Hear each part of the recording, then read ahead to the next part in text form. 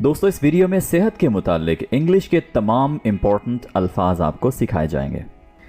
दोस्तों वोकैबुलरी का ये टॉपिक बहुत ही अहम है क्योंकि आमतौर पर हमें डॉक्टर्स के साथ बात करनी होती है, उसके लिए ये वर्ड्स आपके लिए बहुत ज़्यादा यूज़फुल रहते हैं। इसके साथ साथ हम इंग्लिश में बात अगर ना भी करें तो इंग्लिश के बहुत सारे वर्ड्स जो कि मेडिकल के फील्ड में यूज़ होते हैं हमें वो पता होने चाहिए ताकि हम आम तौर पर सेहत के हवाले से बात कर सकें।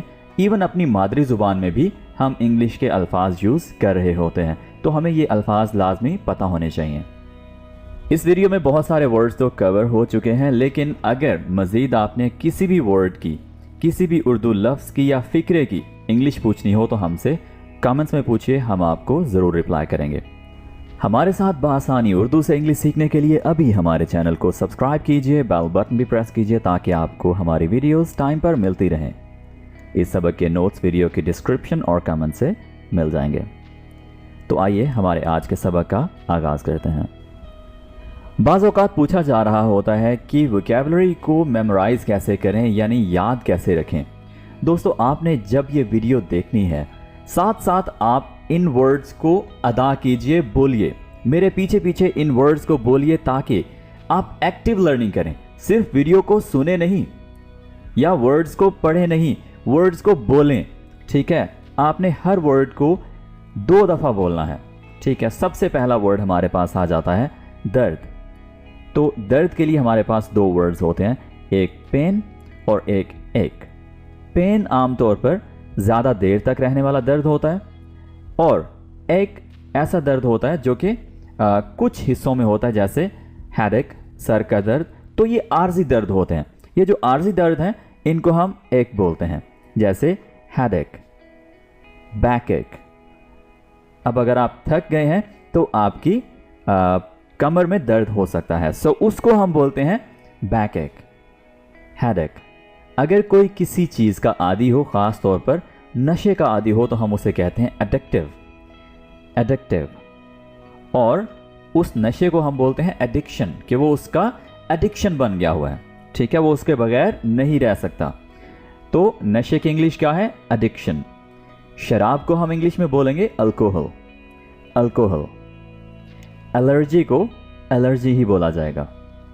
और दोस्तों एलर्जी दूर करने वाली दवा को इंग्लिश में क्या कहते हैं? Anti histamine, anti histamine. Okay, तो ये मुख्तलिफ तरह की दवाइयाँ आपको मार्केट से मिल जाती हैं, मेडिकल स्टोर से, फार्मेसी से मिल जाती हैं। जरासीम किल करने वाली जो दवाई है उसको हम बोलते हैं एंटीसेप्टिक। तो ये किसी दवाई का नाम नहीं है, ये एक बड़ी कैटेगरी है। ठीक है, जैसी एंटीबायोटिक होती है इसी तरह से एंटीसेप्टिक। तो एंटीबायोटिक तरह तरह की होती हैं, ऐसे ही एंटीसेप्टिक भी तरह तरह की मार्केट में मिल जाती है मुख्तलिफ नामों से। ठीक है, तो उनका काम बेसिकली क्या होता है? मुख्तलिफ तरह के जरासीम किल करना। ओके, जर्म्स, जरासीम की इंग्लिश क्या होती है? जर्म्स। ओके, भूख को इंग्लिश में कहते हैं एपेटाइट। बाज़ औक़ात क्या होता है, आपको भूख कम लग रही होती है तो उसके लिए आपको एपेटाइज़र लेना चाहिए। ठीक है, एपेटाइज़र मिल जाते हैं। मतलब आपको अगर प्रॉब्लम लगातार आ रहा है तो फिर आप एपेटाइज़र लेते हैं, राइट। एपेटाइज़र मीन्स भूख लगाने वाली दवा। ओके, दर्द कम करने वाली दवा को हम बोलते हैं एस्पिरिन, एस्पिरिन। जैसे डिस्प्रिन है, ठीक है, तो वो एक दर्द कम करने वाली दवा है। एस्पिरिन एक बड़ी कैटेगरी है, राइट। जैसे एंटीबायोटिक है, जैसे एंटीसेप्टिक है, इसी तरह से एस्पिरिन एक बड़ी कैटेगरी है। इसकी बहुत सारी मेडिसिन होती हैं। पट्टी करना या पट्टी को हम बोलेंगे बैंडेज, बैंडेज। जरासीम को बैक्टीरिया बोलते हैं, बैक्टीरिया। बैक्टीरिया जरासीम की एक कैटेगरी है, एक किस्म है। ठीक है, और आमतौर पर जरासीम को जर्म्स बोला जाता है। कुछ पेशेंट्स को मुकम्मल आराम करने की हिदायत दी जाती है डॉक्टर की तरफ से, जिसको हम इंग्लिश में बोलते हैं बेड रेस्ट, बेड रेस्ट।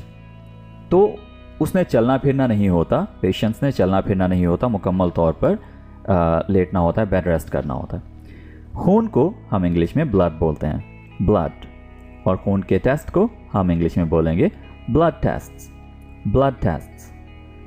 हड्डी को बोन बोला जाता है और टूटने को या टूटी हुई को हम बोलते हैं ब्रोकन, ब्रोकन। फेफड़ों के फूल जाने को ब्रोंकाइटिस बोला जाता है। ये एक बीमारी है जिसमें फेफड़े फूल जाते हैं, फेफड़ों में सूजन हो जाती है, तो इसको हम बोलते हैं ब्रोंकाइटिस, ब्रोंकाइटिस।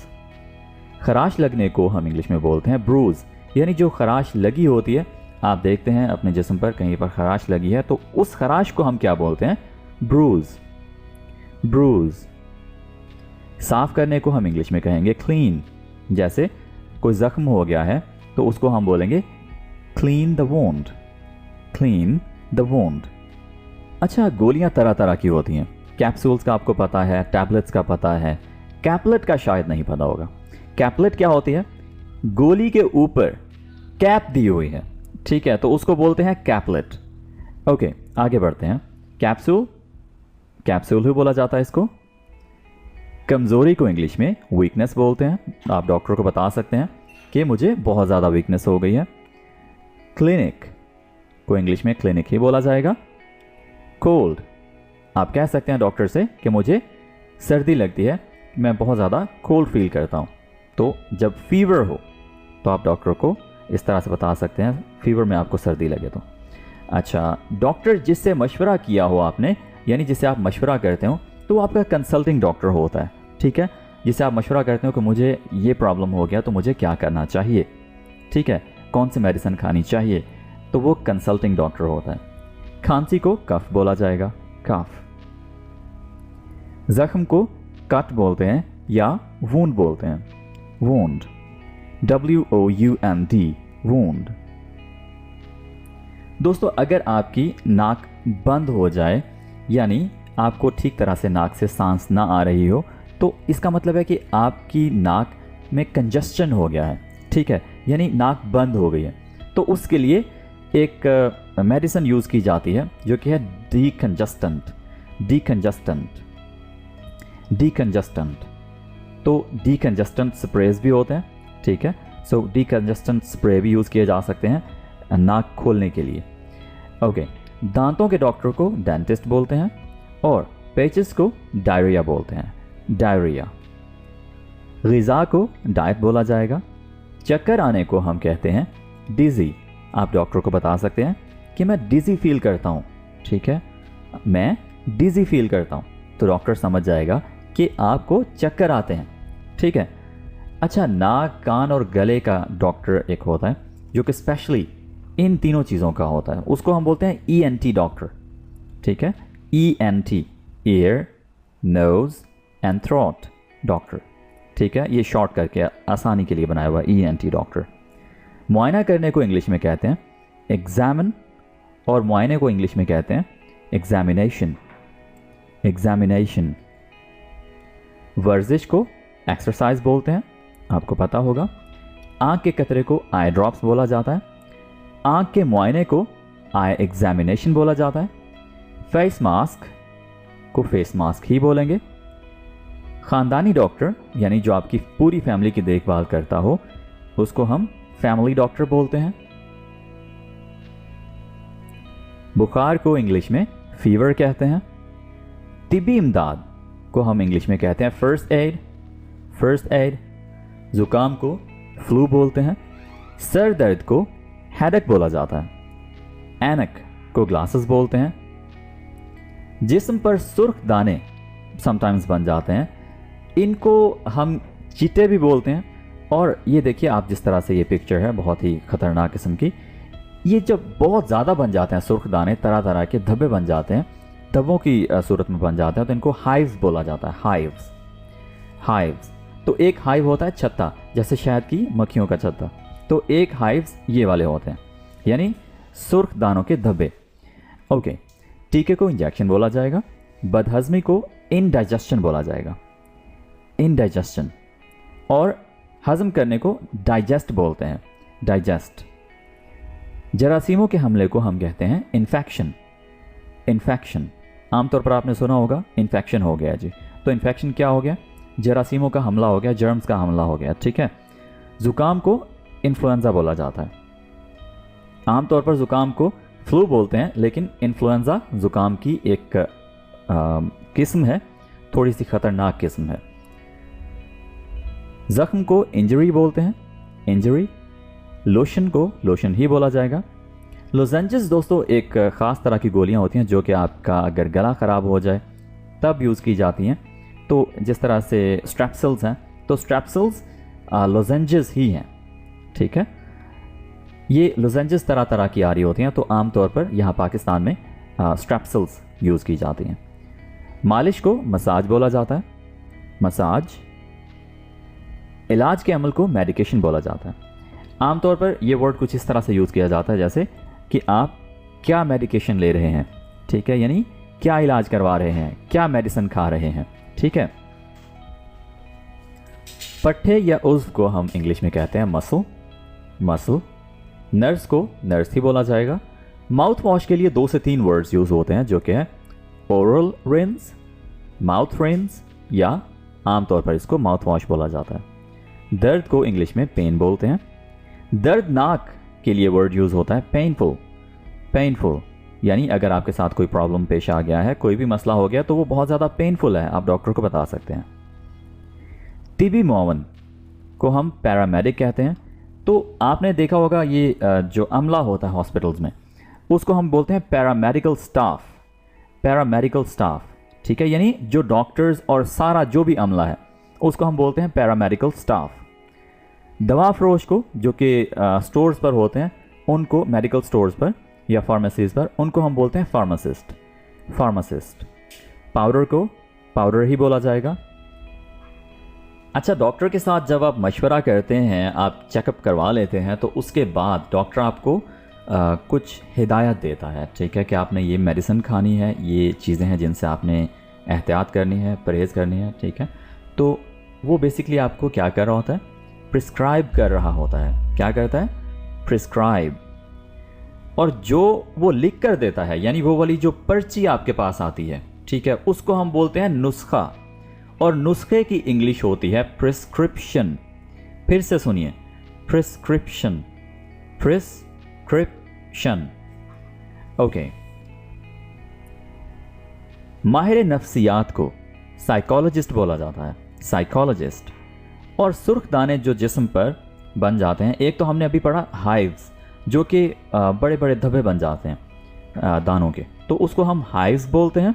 और 2-4 छोटे मोटे दाने बन जाएं तो उनको हम रैशेस बोलते हैं, ठीक है। छींकने को इंग्लिश में स्नीज कहते हैं। तो अगर आपको बहुत ज़्यादा छींकें आ रही होती हैं तो आप डॉक्टर को बोल सकते हैं कि I am sneezing a lot, ठीक है, मैं ओवर स्नीजिंग मुझे हो रही है, ओके। ख़राब या दर्दनाक को, या जैसे गला ख़राब हो जाता है तो उसको हम कहते हैं सोर थ्रॉट, सोर थ्रॉट। और कुछ दवाइयाँ ऐसी होती हैं जो कि पाउडर में होती हैं, ठीक है, तो ऊपर लिखा होता है कि आपने इसको सोल्यूशन बनाकर यूज़ करना है, यानी महलूल बनाकर, यानी शरबत बनाकर यूज़ करना है, ठीक है, तो सोल्यूशन उसको बोलते हैं। प्लास्टर करना, जो आपने देखा होगा समटाइम्स बाजू पर बड़ी पट्टी चढ़ी होती है, प्लास्टर चढ़ा होता है, तो उसको हम बोलते हैं स्प्लिंट, कि स्प्लिंट कर दें जिसको, ठीक है। स्प्रेन को हम उर्दू में मोच बोल रहे होते हैं, मोच। मैदे को स्टमक बोला जाता है।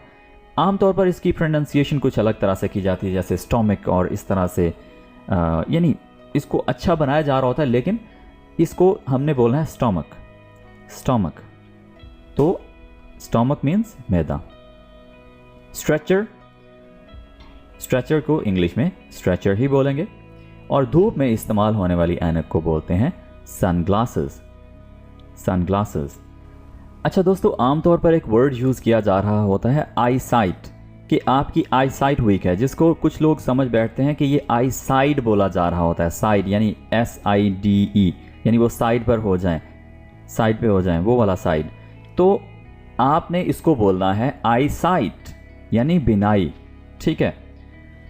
सर्जन यानी जो डॉक्टर सर्जरी करता है उसको हम सर्जन बोलते हैं। सर्जरी मतलब जो ऑपरेशन करता है। जानवरों के डॉक्टर को वेटरनेरियन बोला जाता है, वेटरनेरियन। वायरस को आमतौर पर हम वायरस ही बोलेंगे, वबा कम ही बोला जाता है इसको, या इसको मर्ज भी नहीं बोलते हैं, तो आपने इसको वायरस ही बोलना है। उल्टी करना को इंग्लिश में कहते हैं वोमिट, वोमिट। और ज़ख्म को इंग्लिश में वूंड बोलते हैं, वूंड। इसको वाउंड बोला जा रहा होता है, जो कि बिल्कुल गलत है, वूंड। जी तो दोस्तों, ये थे हमारे सेहत के मुतालिक इंग्लिश वोकैबुलरी वर्ड्स जो कि बहुत बहुत इम्पॉर्टेंट हैं। आप इन तमाम वर्ड्स की फ़ाइल डाउनलोड कर सकते हैं, एक ही फ़ाइल डाउनलोड कर सकते हैं, ताकि आप बाद में इनको रिवाइज़ करते रहें और अपनी वोकैबुलरी को फ्रेश बनाते रहें। ठीक है, आपको ये जो वोकैबुलरी होती है ये कुछ दिन बाद रिपीट करनी पड़ती है अगर आप इसको यूज़ ना करें तो। This is it for today. We'll be talking in the next video. Take care. Bye for now.